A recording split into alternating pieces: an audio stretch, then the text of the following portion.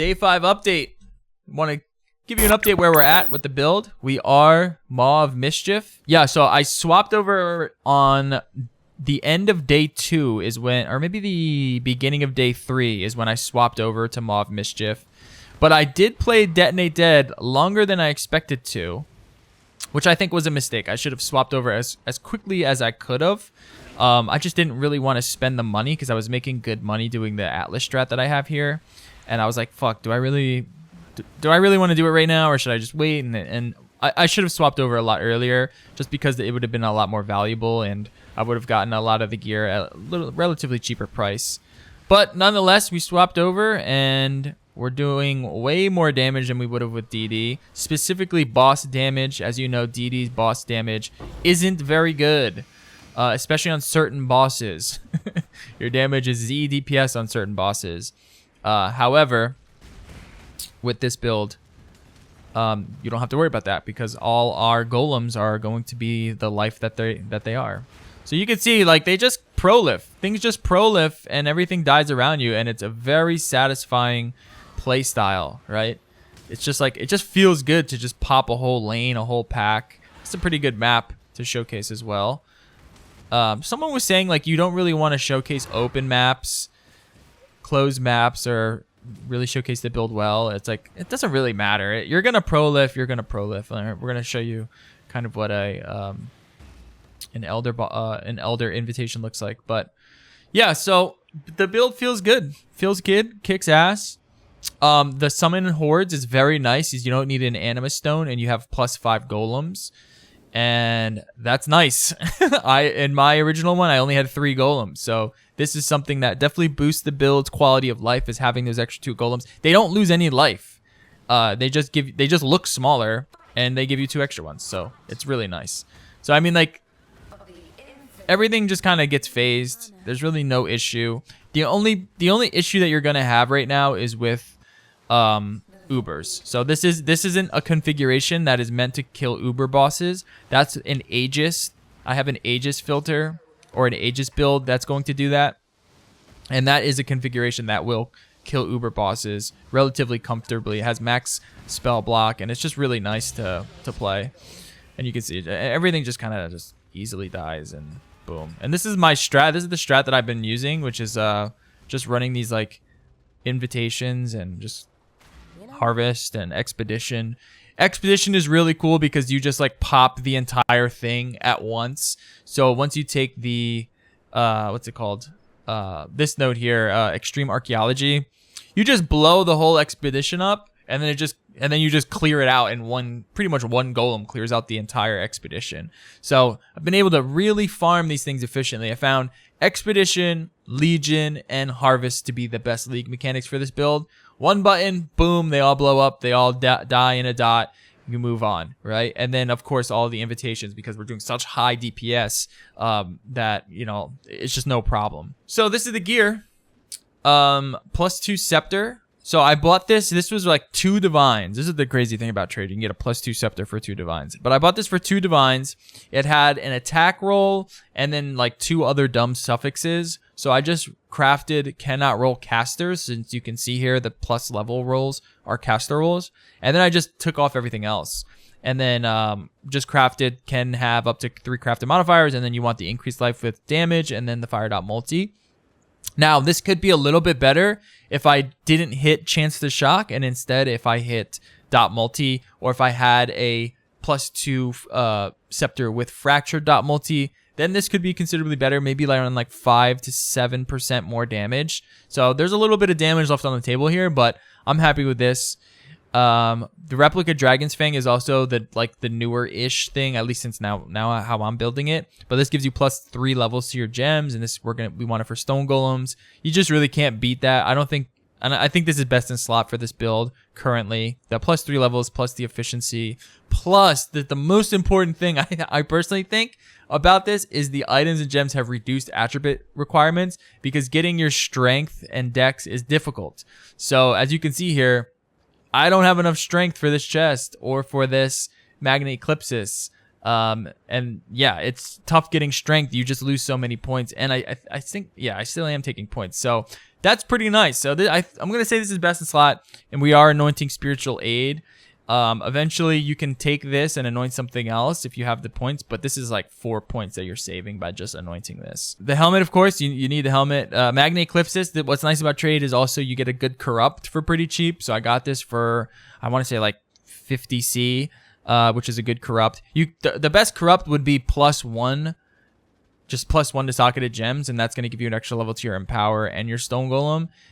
That's just going to give you like a nice little damage boost, but you know, that's a little bit more money. That's going to be a few more divines. I just haven't bothered getting one yet, and I think the defensive ones are probably the way to go right now, because defense is the only really thing that's lacking. You're not like terribly squishy, but you're also not, I wouldn't consider you like tanky in any way. So the rest of my gear is kind of doo-doo. You do want the Polaric, you do want a Barracks Respite.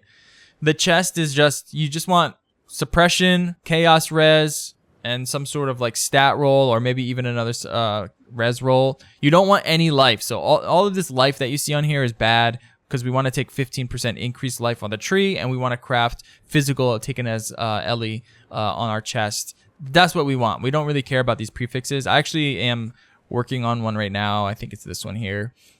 This is kind of more what you want. And then you just craft on the Gravicious mod. I just don't have the Gravicious mod yet. And then you want Malevolence as your implicit, as well as the non-curse aura skills as implicit. And then for gloves, find like a Fracture. You want Spell Suppress, stats, res, life, and then you can craft on minions deal extra damage. You can also craft +1 to AoE skills, because we are socketing our curses in here, and I'll just give them a +1. Minions deal increased damage, I think, is just a better roll. And then these are the implicits you want: fire exposure on hit, as well as fire dot multi. We don't care about the ignite spread, because we are using a Barracks Respite. It's not going to do anything for us. So just get the dot multi roll on there. These are probably the worst item that I have on my gear. I'm working on other boots. I'll talk about those in a second. But as you can see, like, just life and stats and res is really all that you care about. None of those implicits are helping me. I just haven't hit it yet. But these are the ones I'm working on. These are the boots that you want. So you want minions to have increased maximum life on there, which is an essence. I think it's the essence of fear. Deafening essence of fear is going to give you the 30% roll. You can just buy a pair of fractured boots and then just use those essences to hit the other res or stat that you need. And then I'm going to do suffixes can't be changed, and then hit it with a veiled chaos orb to hopefully get the movement speed cannot be chilled, and then craft on life, and then get faster ignite as the implicit.